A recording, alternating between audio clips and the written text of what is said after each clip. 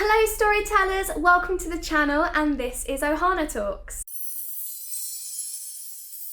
Hello storytellers, welcome back to the channel. As you can see, we're not on a split screen today, and that's because I've got my boyfriend, partner in crime, general nuisance, Dan with me. Hiya, love. Hiya. You're right. Yeah? Yeah. All right? Yeah? Yeah. Yeah, do you want to tell the channel about yourself? Yeah, all right. So I'm Dan. I'm Lauren's better half. Rude. I run a YouTube channel as well called DanniTalksStuff, Danni with an I, and I do a football podcast on there, and I'm breaching out into gaming at the moment. I will of course include all of the links that Dan has just mentioned about his profiles down below in the description section if any of you are football fans or interested in gaming. I feel like it's probably not the content people watching it's not the crossover. No, it's not a crossover I think people expected. So the reason I've invited Dan on the channel today is because he's not a fan of Disney. I think not a fan is probably strong, but I'm not a fan of Disney. There is Disney stuff I like. Yes, which what we're going to discuss is, you know, why potentially you're not like a crazy Disney nerd, but the films that do make you go, you know what? Yeah. That's all right. Yeah. As always, we start this with a quick fire. So,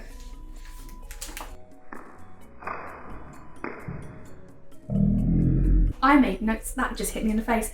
I made notes. I made notes this time because last time I didn't think of them in advance, and Jack was sat there waiting for quite a while for me to think of stuff. Right. I'm not quick, ironically, for a quick fire. So, are you ready? Yeah, go for it. So I'm going to give you two options. You have to pick one of the two. Yep. Disney classics or Pixar? Pixar. Hero or Tadashi? Hero. What are you more excited for at the Disney parks? Out of. Fireworks or parades? Fireworks. Okay. I didn't think you were going to pick Hero. Why? I don't know. I feel like you... I think he's a good character. I think he's an interesting character. He's what's called a flat positive character. Okay. It's a kind of character arc where a character always affects everything around them positively, without them necessarily growing as much. But does he affect everything positively? Because for anyone who hasn't seen Big Hero 6, I'm really sorry there's going to be a spoiler here. But obviously we all know what happens to Tadashi. Yeah. And obviously that causes Hero to... Spiral isn't the word, but he grieves, and they portray it really well in the film as a, you know, that kind of grief where it is quite difficult.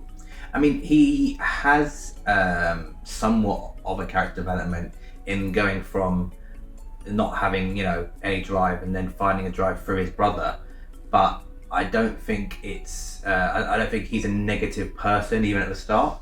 Yeah. And I think, you know, most of what he does has some kind of benefit.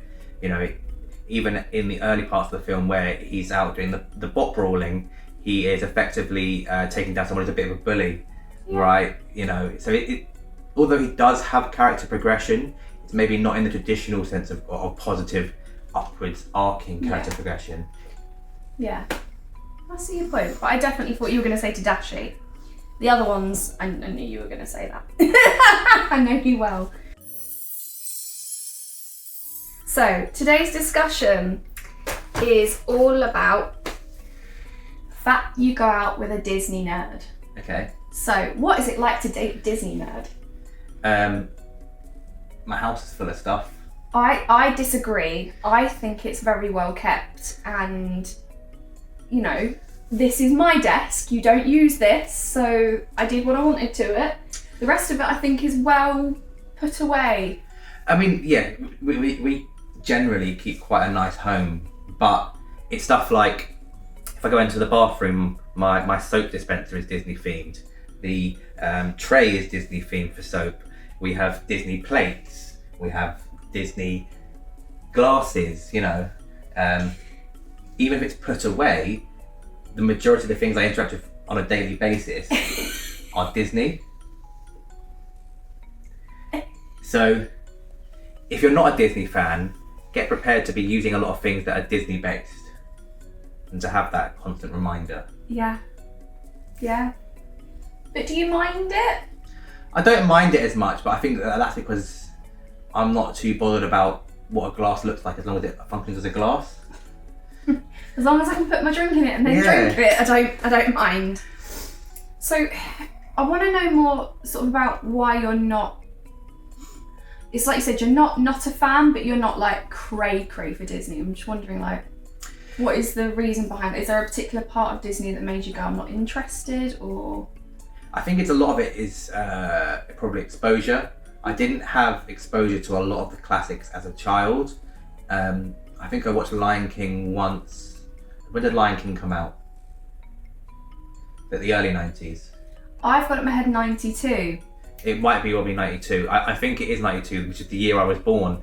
So I didn't catch that in cinema because I've been a newborn baby. But I only really remember watching that once as a child. Now I quite enjoyed The Jungle Book. The Jungle Book was the Disney classic film that I kind of gravitated towards as a child. But beyond that, I wasn't that interested or bothered. It was like if a new Disney film was coming out, I didn't really care. And I think that's kind of still carried on. Yeah. That I didn't have that I didn't gain an emotional attachment to them as a child, so I don't have that as an adult. I'm not going to fall in love with those classics as an adult. Some people might, but I'm certainly not going to. Pixar, on the other hand, they include just enough there for the adults that you can fall in love with them as an adult, I find. Yeah, I think there's more variety in a Pixar movie, generally. Not always, but generally it will suit all ages, genders, stereotypes, non-stereotypes, and everything in between. Sure.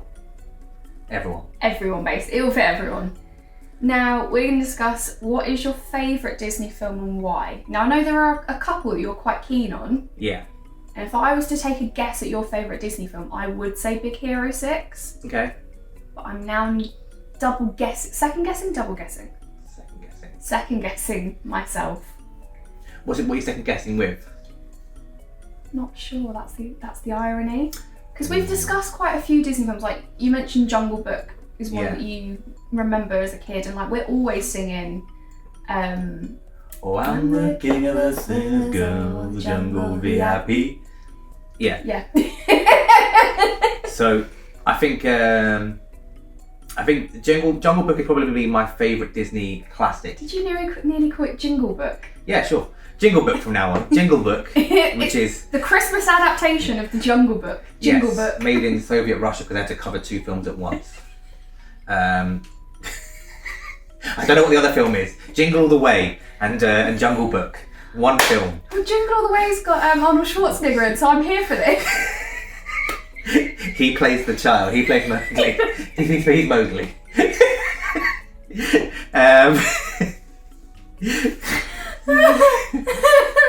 Oh, can we make that a thing? You need a lot of money and Arnold Schwarzenegger. I'm gonna send a letter, and someone needs to make this happen.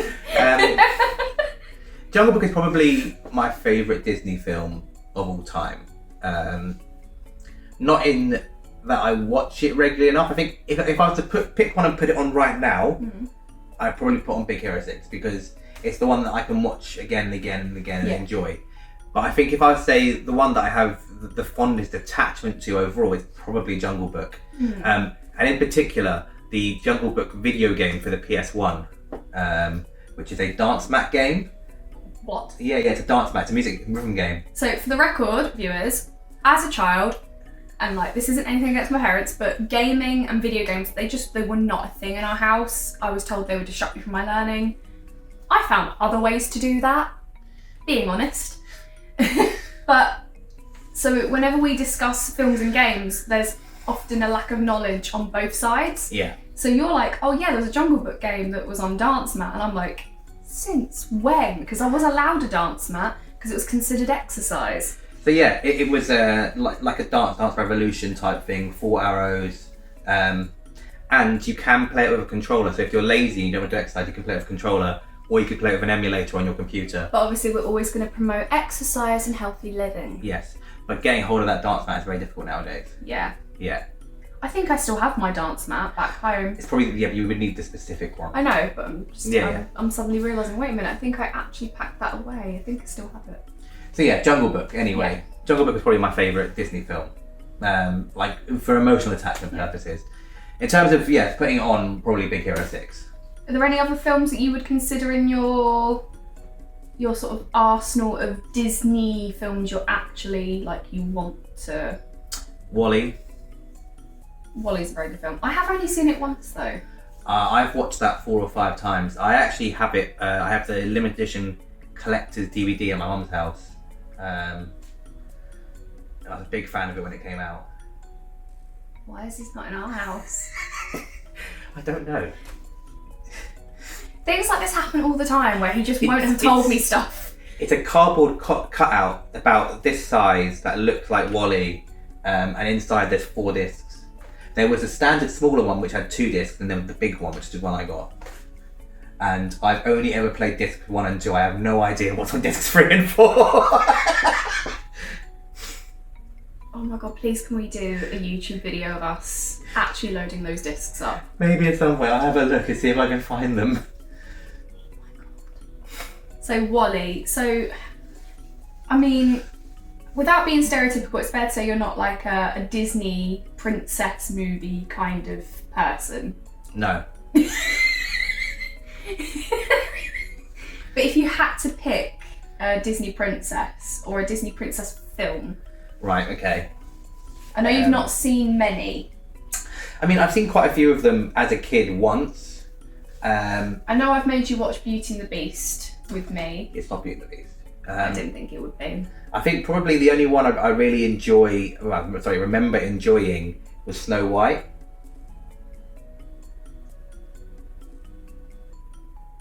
Okay. Justify yourself? Um... I'm just intrigued because obviously it's the original, and although it kick-started Mickey Mouse kick-started the phenomenon, but it kick-started the long animation movies for the first time. Looking at it from an actual perspective of story and animation, it would not be considered the best Disney film. Like, the fact that she looks like an oil painting and the dwarfs look like cartoons, they look like from 2 different films. Mm-hmm. The fact that Snow White basically never speaks. Right. She actually has I think 5 lines that aren't songs.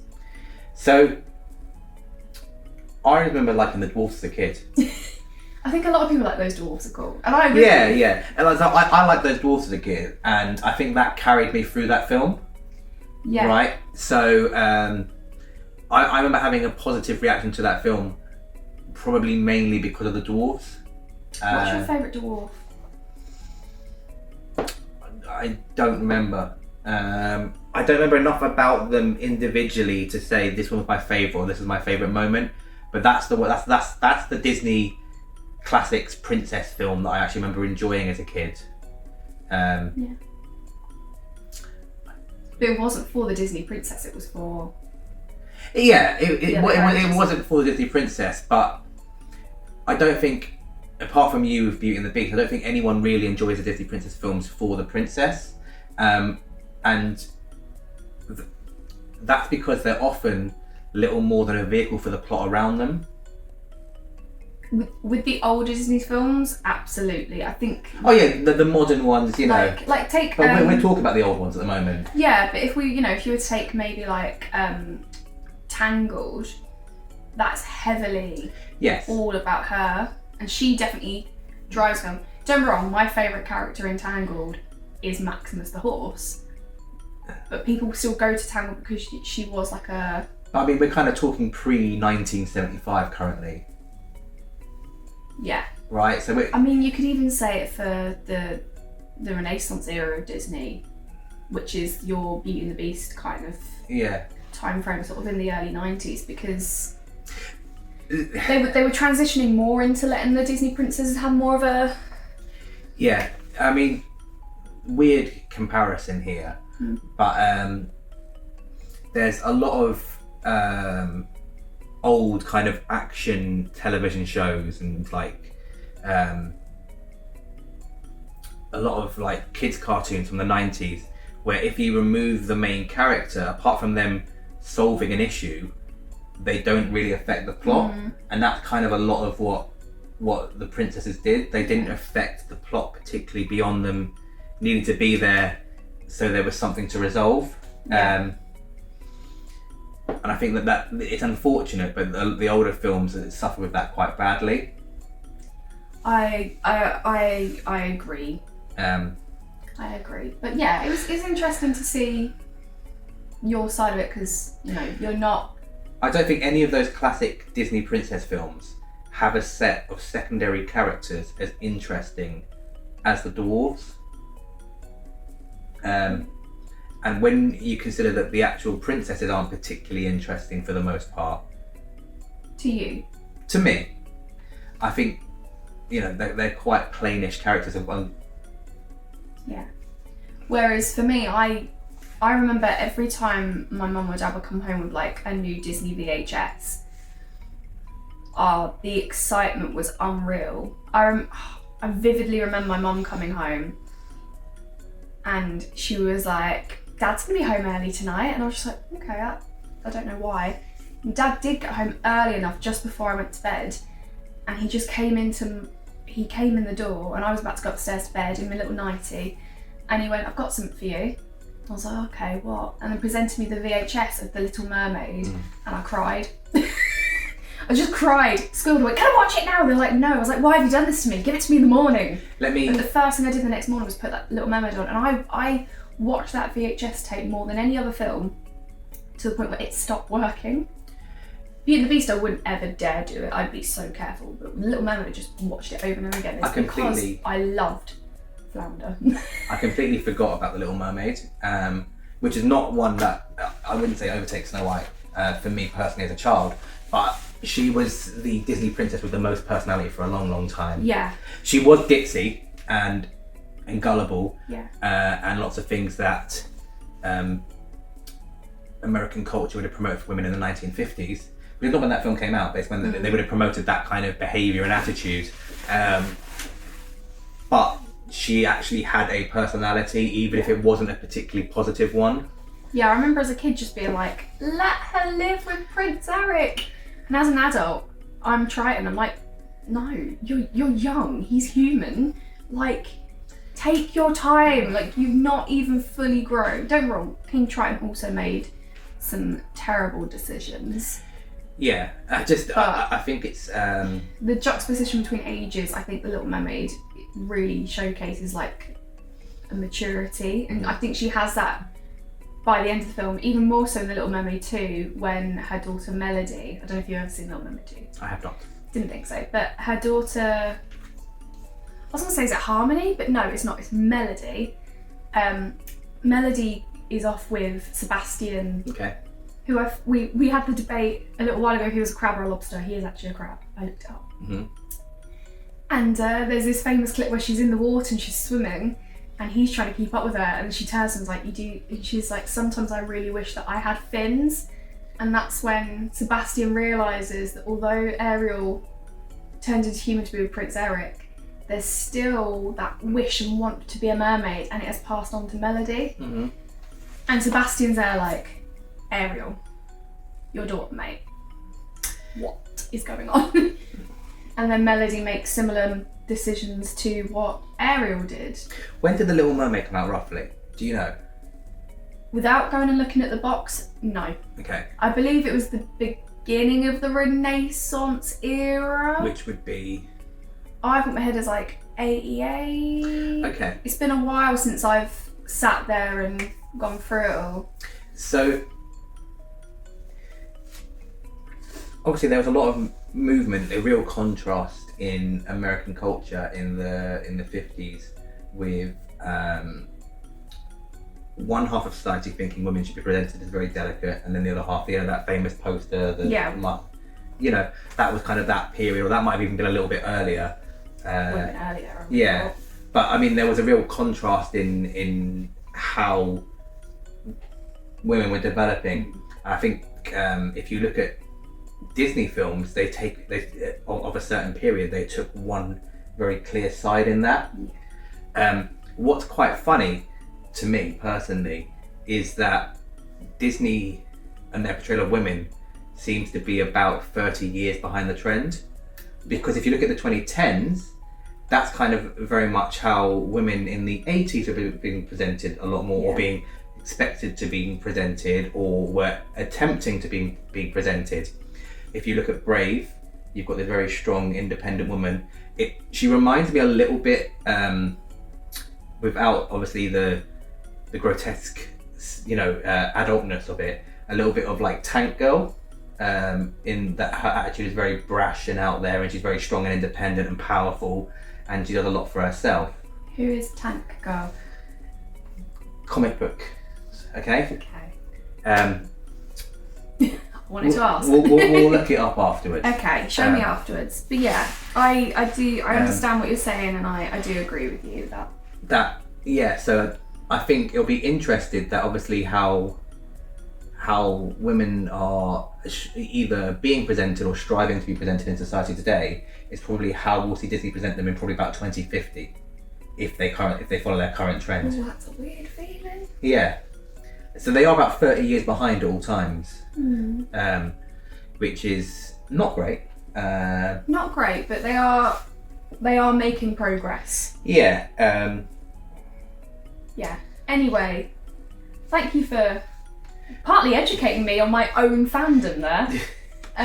It's just something that I noticed when we were discussing it previously. I don't think we talked about it previously. No, we hadn't. But what I do want to discuss with you, keeping it a little bit relevant. Yeah. So obviously Disney Plus was released last year, literally probably about a year ago.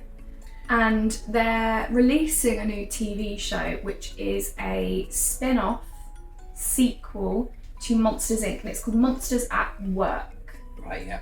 Now, do you know much about it? I know nothing about it other than it's going to exist. Beyond that, I know nothing.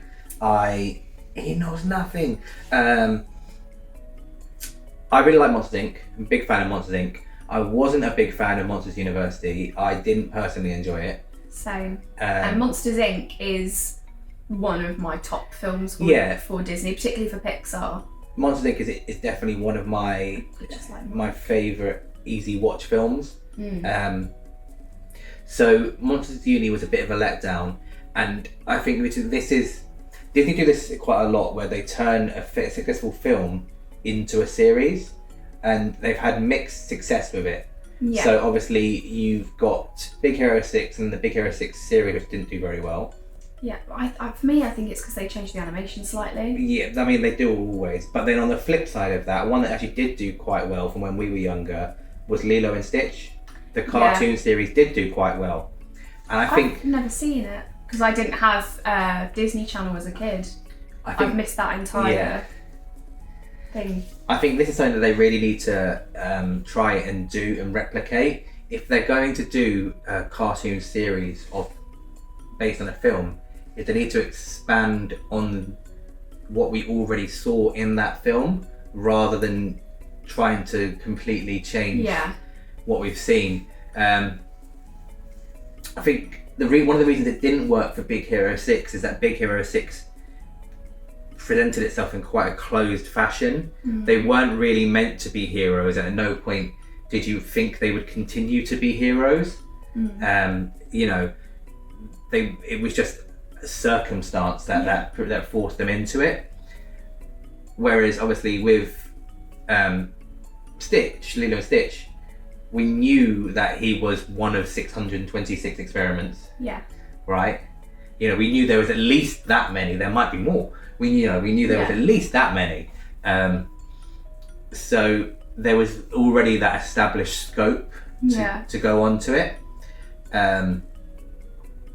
So I think that's where it works quite well, and I think that's where Monsters at Work has a chance of being successful, because I don't know if it's set before or after the events of Monsters Inc. So it's going to be debuting on Disney Plus on July 2nd this year, and it is set 6 months after the events of Monsters Inc. So the character's called Tyler. I've got his surname as well. He is Tyler Tuskman. Yeah. He actually went to Monsters University and he's graduated from the scare department. He's now working as a mechanic, but he's working there at the time where they are changing from being a scare floor to being a comedy floor, a laugh floor, and the change in what the monsters need. And so the whole series is about how that change happened under the management of Mike and Sully. So although Mike and Sully aren't like the pivotal focus of the series, they will be there and they will be actively engaging with this character, but it's this character who's like a brand new graduate who's just arrived expecting to go work on the scare floor as a mechanic. Mm-hmm. And gets there and it's like, actually we need to change the entire setup. I think so that's what it's going to be. I think from the mechanical point of view, because obviously Mike and Sully were still able to harness laughter through the same system. So from a mechanical point of view, it's probably not going to be too much different for that character. I think what's going to be really different is for the people who went to uni, paid their £70,000, and have been trained to do something that no longer exists. I think that's going to be quite interesting if they choose to portray that. Yeah. It'd be like in real life, going to uni, learning to be a doctor, and then just as you finish your degree, someone figures out psychic powers, and you no longer need doctors because you can just do it with your brain now. You know, the future. The future. This is my point. It's completely separate. Yeah. You can't. The people who have trained and been to uni and gone through that effort to become scarers are completely obsolete immediately out the gate, and they've wasted their time / money, I'm assuming, in their world. Yeah. So yeah, I'm quite interested to see how that's portrayed, if it's portrayed at all, more than I am to see a mechanic, which is why I'm a little bit disappointed the main character is a mechanic, unless he went to the uni as a scarer and now he has to be a mechanic because he can't do comedy. Yeah, I think that's where they're trying to leave it a little bit open. They don't want to. Yeah. They don't want to give too many spoilers. Is he a big monster or is he a little monster? Don't know. He's not seen a picture? I've deliberately not looked at a picture. Okay. If you want, we can look at a picture and then come back to this conversation. No, it's fine. I think it's probably because I'm thinking of the monsters who worked as mechanics in Monsters Inc. and they were all quite small and weedy. So, sorry to the monsters. So I think if he trained to be a mechanic and that's what he went in to do, you would assume he's going to be, it sounds horrible, he's going to be like the Leonard and the Sheldon of the monster world. Yeah. But if he actually trained in a scare, it doesn't necessarily mean he's going to be a big monster, but you can imagine he's probably going to be more monstrous than your average mechanic. So, well, that's the thing, is you've got to assume now that a lot of the mechanics will become the more monstrous ones. Although the monstrous ones, they might be funny, but I think obviously you don't want to walk in and scare the child off the bat. Yeah.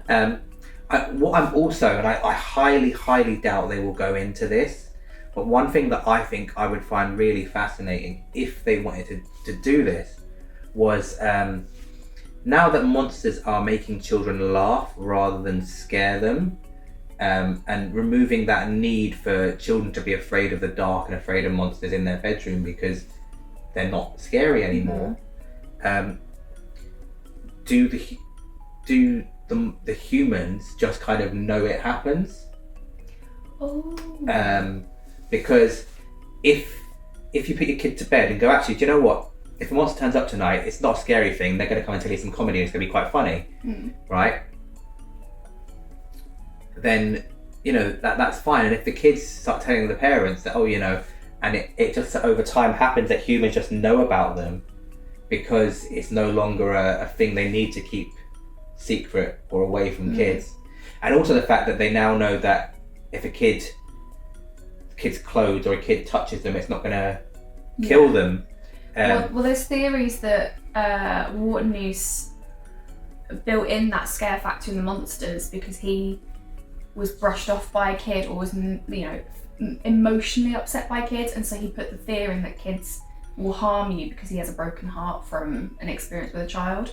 That's like fan lore that's kind of developed. I don't know how I feel about that yet. I don't personally like that. I think my personal headcanon would be that it was something that was put in place to ensure that monsters and humans don't mingle. Yeah. And take away that terror factor, because they're using scares for power. Yeah. But yeah, also, now that they know there's no harm in humans coming into contact with them, will they allow humans to come into their world? Will they wander around the human world? Right? You don't know, because if they're using laughs for energy, they actually want to remove the scare factor, and they want kids to be afraid of them if they come in the room in the middle of the night. And you know, if something walked into our room in the middle of the night and I didn't know about it, I'd probably be quite... Oh, I'd be terrified. Exactly. I regularly think that's going to happen. And even he if laughs at me. Yeah. Even if it went there and went, let me tell you a joke, I'd be like... What the... You know what I mean? Like... Although saying that, could you imagine Mike Wazowski walking into our bedroom, turning the lights on, going, "Hey, how you doing?" I'd be there like, I'm living for this. I'm so here for it. But it's because I know who he is. Yeah, but if a 3.5 foot green scaly thing with one giant eye walked into our bedroom in the middle of the night and went, "Hey, how you doing?" I'd probably poo myself. So they need to take away that fear factor for this show to make sense. Yeah. And if the best way of doing that is to have the monsters and the humans intermingle. Yeah.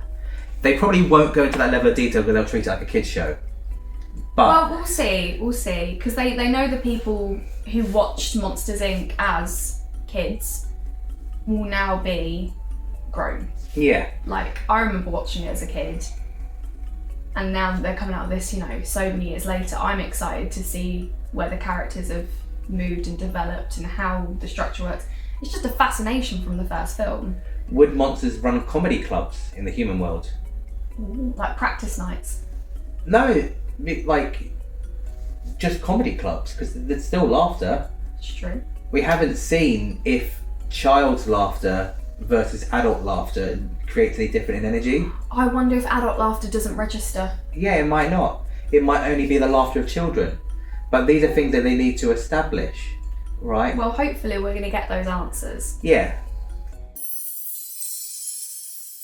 The last section that we do on the show is all about the Disney parks. Now, Dan has never been to one. So this is already technically a little bit harder than normal, but I want to discuss with you the Disney parks from someone who, from what I understand, you've never been that interested to go to them. I'm interested in a theme park if the rides are exciting. And for the most part, the Disney parks, that's not what the rides are about. They're about communicating a product to you. Yeah. I could say communicating a story, but I think more it's about communicating a product to you, so you buy more stuff. It works. But yeah, so... I don't know if that would have picked up. She said it works. Okay. But yeah, so we have spoken about going to the Disney parks. We both really want to go to Japan, for Japan, not just for the Disney parks. Yeah. But I was wondering, like, what is the thing that you are looking forward to when we go to a Disney park, be it Japan, America, France? Of all the stuff I've seen, mainly through you watching hundreds of hours of YouTube content on that sofa there, is it Shanghai, the Chinese one? You've got Shanghai and Hong Kong. Okay, in one of the two that is in China, right? Mm-hmm. Although Hong Kong is technically its own principality, but we won't get into semantics. The two that are in that landmass. Yeah. That not ride where it's like a walking maze thing where with the harness. Yes, that is Shanghai. Yeah. I believe. We saw this Natasha, didn't we? You watched part of the YouTube video. There was a woman who did it, and that is the one that I actually go, oh, do you know what? That seems like a good day out. I think what Disney could do a lot more of is adventure park type stuff. I don't know if you get this so much abroad, but a lot of times in school in the UK, you'll go on like an adventure park holiday at some point where you go and do like zip line and smarchery and stuff like that. No? We have established that my upbringing at school was backwards. It's different to mine.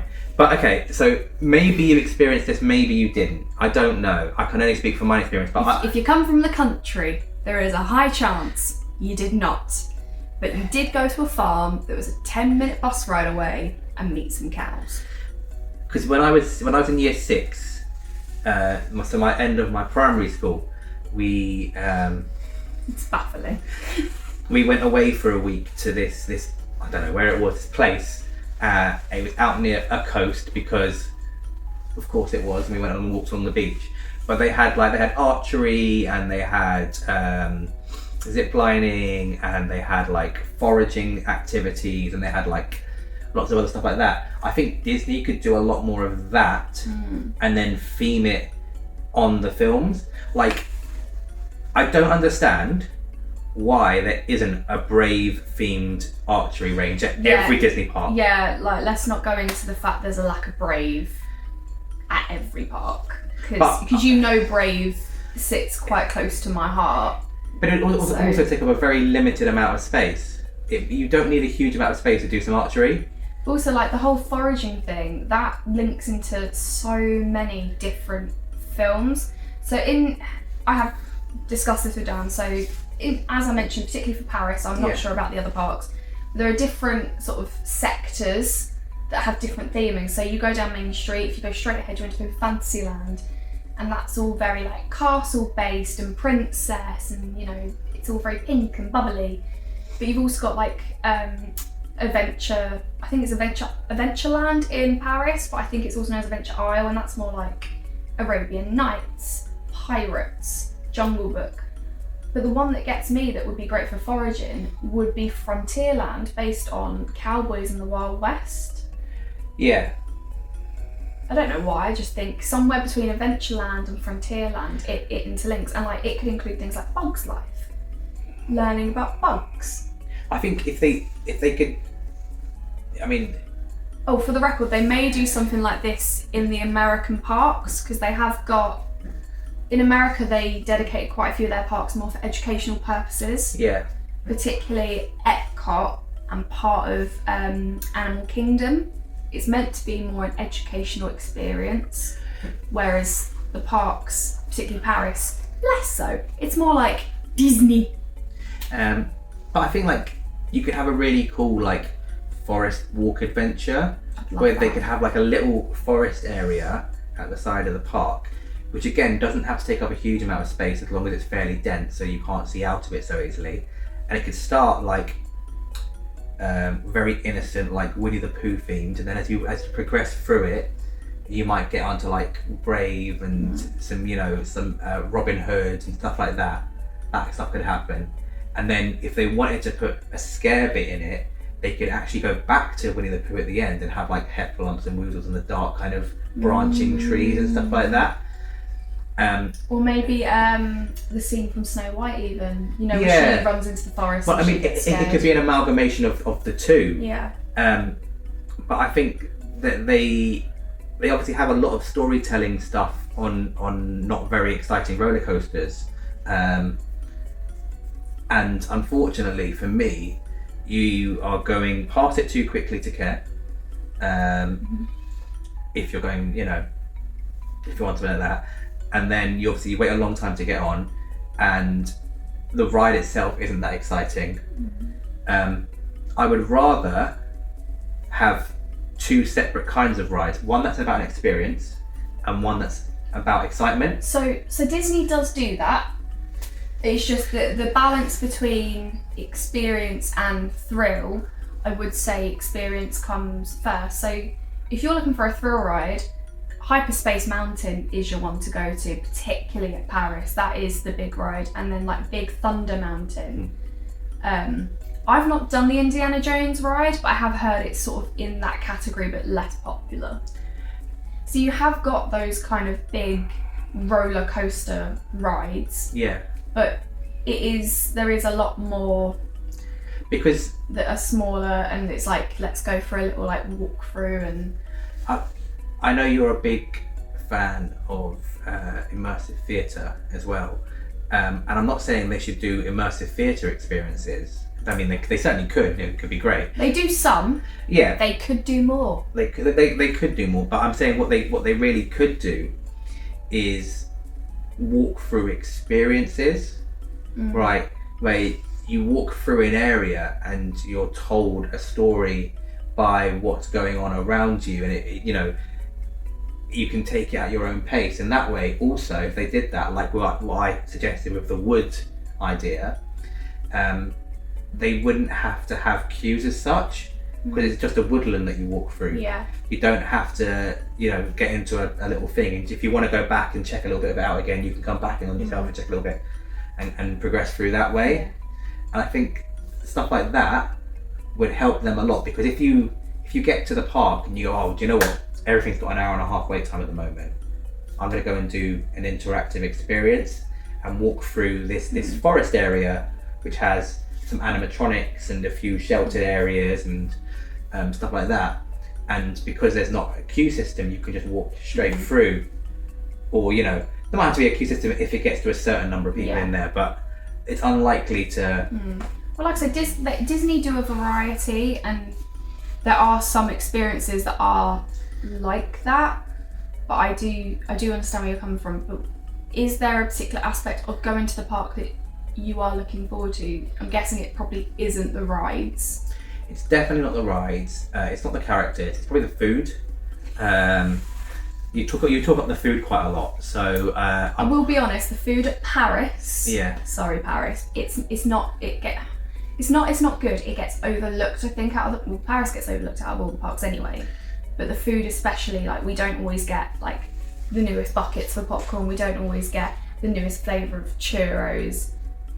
But you still get the food experience. Right, yeah, I mean... Like, Inventions is incredible. I'm looking forward to, like, sit-down meals and stuff like that, and... I'm looking forward to you having a Mickey waffle. Yeah. I mean, I'm what's my favourite thing I'm looking forward to when we go to Disneyland Paris is probably going to Paris. So... Yeah, so for the record, Dan hasn't left. We have left the UK technically. I've been to the Republic of Ireland. But you've never actually left the country. I mean, I've been to the Republic of Ireland. It's another country. Yeah, but you know what, like, you've not flown abroad.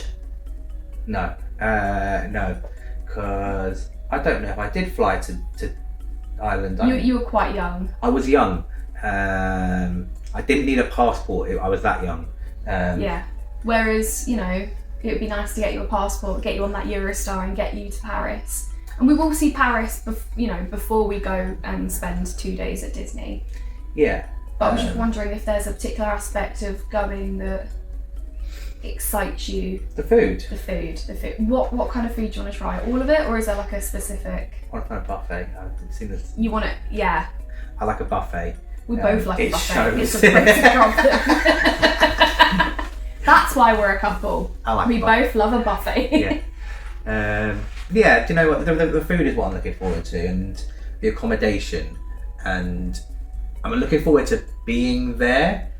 Although I'm not really looking forward to doing anything there. What is the one thing you are least looking forward to about the whole? I'm talking like the whole experience, like leaving our front door, going and coming back, like out the whole. Carrying your bags then, but. Fine. What, because they're all like sparkly and got Disney ears on? No, just because you pack a lot of stuff. I do pack a lot of stuff. I overpack. I pack for all emergencies. Although, I mean, to be fair, Lauren could pack with an empty suitcase and be fine because she'll buy enough there that to get her through.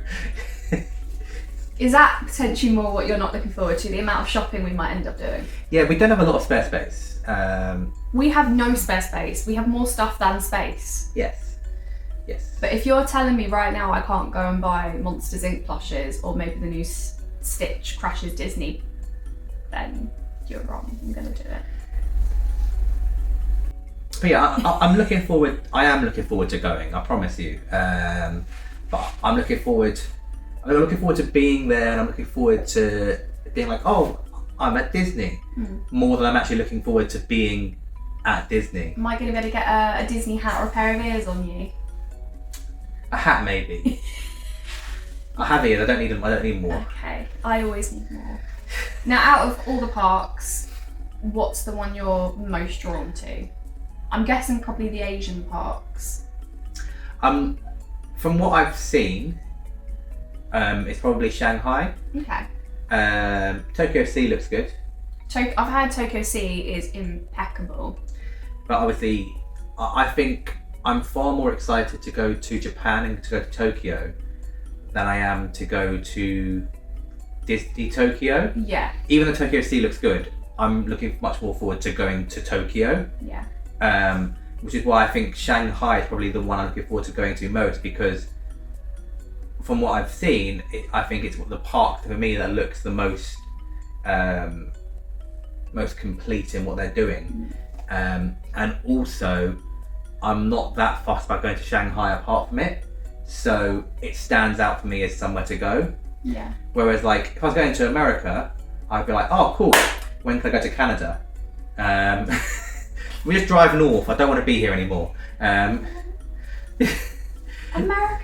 I know it's got it's stuff. It's things. It's things. But my trip I took to America in 2017, admittedly I was with like a big group of friends who were there for my friend Brittany's wedding. It probably was the best trip I've ever had abroad. I loved every minute I was there. I loved going to Disney, I love going to Universal, I love going around the shopping complex. I love the fact that there was sunshine. I didn't love the fact that apparently I was the only one that was cold the entire time, and I basically wore a denim jacket the whole holiday and a scarf at one point. I'm looking forward to going to America because I will definitely check out some wrestling in America. That's something I will do quite a lot of. And I want to go and see Las Vegas Lights FC, the football team. Soccer for Americans. But they're like the most American soccer team I can possibly imagine. They do random cash drops. They have 2 pet llamas that are their mascots that hang out before games. Wait, what, like actual llamas? Actual llamas that hang out with fans before games. Why have you never told me that? I want to go meet a llama. I want to go meet an American llama. They're a bizarre club that play in the 2nd division of American soccer. And I really want to go and see them play because it's like if you could condense all of America into one 90-minute experience, that's it. Okay, well somehow we went from Disney to American football. No, to soccer. To soccer, sorry. To football. Yeah. To football, but not American football. Now, if you were to go to a Disney park and meet a character, yeah, what character would you want to meet? I don't fully know what characters they do and don't do. Well, that's why I'm asking, so you can just give any answer and I can basically say yay or nay. Hoping somebody comes out in a giant Baymax costume at some point. So you can do that, but not in Paris. Where? At the moment, I believe you can see him in Japan. Yeah. And in, I want to say, Florida. Okay. I've seen him more so at like events that Disney run, you know, like the after hours events. Let me know in the comments if you've got more details on that. But you can see Baymax, but I have never seen Baymax be advertised or presented at any event at Paris. Yeah, I mean, that would be one of the characters I'd actually like to see, just so I could go and like have a photo of Baymax. That'd be pretty cool. Other than that, I'm not really fussed about meeting anyone. I'll do the obligatory photo selfie with Mickey because you have to. I think it's part of the rules of going to Disneyland is you have to take a photo of Mickey at some point. I've had one photo of Mickey the entire time. Yeah, but you've done it. Yeah, and it was technically my 2nd trip. You've done it, so you don't have to do it again. Yeah, if you were to pick a character that you think I might want to meet who I haven't met, Who haven't you met? I've not actually met that many characters. I've done more the past year or two. I mean, you haven't met Baymax, and I think you'd be pretty excited to take that photo together. I would be pretty excited to take that photo together. Yeah. I know that's a cop out, but I don't know exactly who you haven't met, and I think that's as good an answer as I'm going to give. Is there any character you wouldn't want to meet?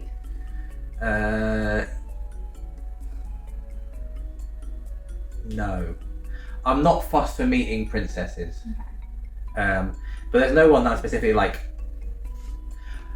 I'm not going to queue to meet anyone, basically. Yeah, you want to meet Mickey. Yeah, we have to do that like first thing in the morning or something. It depends what park you go to because they all do it different ways of trying to meet Mickey. But we will discuss that when we're actually planning the trip. Or we can do it in Shanghai because you don't queue, you just push your way to the front there. That is true. And I feel like I'll be bigger than most of the people in the way. When we go Shanghai, I can see it being that I'll have one of those backpacks you put on tiny toddlers that have a little chain. So when Dan pushes through, he's still got hold of me and I'm just being dragged along. Because I am a timid person in a crowd. I'll get a papoose and put you in it. Oh my god. Could you? Flailing. Yeah! Oh my god, can we just make it a Disney papoose? Sure, why not? I mean, we have to get an adult-sized Disney papoose. Like... We could dress you up as Baymax. And I could be, what's his name? Mochi. I could be the little cat, like... I love Mochi. Named after a kind of sweetie. Yes. Hairy baby. I don't think I can eat Mochi though. Caffeine? Yeah. I don't know if all Mochi has caffeine, but I do know some does. It's the reason I can't have bubble tea. Yeah. As well. I've always wanted to try it, but I don't know if it's worth the potential heart attack. I love bubble tea, except for I don't like the bubble. I like the tea. So you just want tea? Yeah, but it's not normal tea. It's like special flavoured tea. But it's not like special flavoured tea you could buy at a Sainsbury's. Well, on that note, should we go have a cup of tea? No, I'm gonna have a squash. I'm being pedantic. On that note, thank you for watching, guys. Feel free to leave us a comment down below and, you know, let him know how wrong he is about not liking Disney. Bye. Thank you for watching. Don't forget to like the video and subscribe to the channel.